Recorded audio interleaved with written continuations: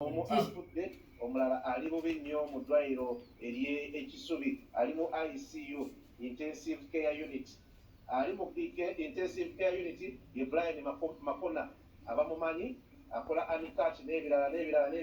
ebyo byakola ebya entertainment ali mu mbeera mbi nnyo ddala atumusabire ne munne producer we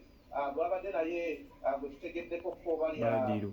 Badiru ate ye mukama amugye mu bulamu bw'ensi eno emotoka eyo gye mulaba gye babadde batambuliramu mu kiro ekikeseza olwaliro mu bitundu by'e Namulanda ne bafuna akabenje akatutte producer wa Makona era akabugye mu bulamu bw'ensi eno naye nga ye addusiddwa ekisubi akyagenda maaso n'okufuna obujjanjabi aliko oxygen assaawa zino oyo munnaffe we tubeera mu field naye nga ye asinga kugobera mu bya entertainment mumusabire nnyo abeere nga lusa naye nga akabenje kagudde Namulanda bagamba nti babadde ku speed y'amaanyi n'ebirala ebyo byonna tujja kubigoberera kavudde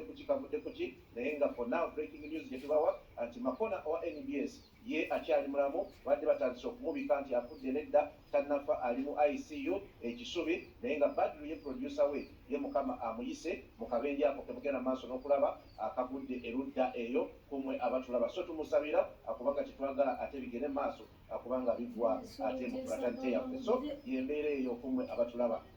munzikirize mbasiibule genda kubeera kwa ssaawa 5 one video experience Jennifer full figure metro nikutumiddeko nnyo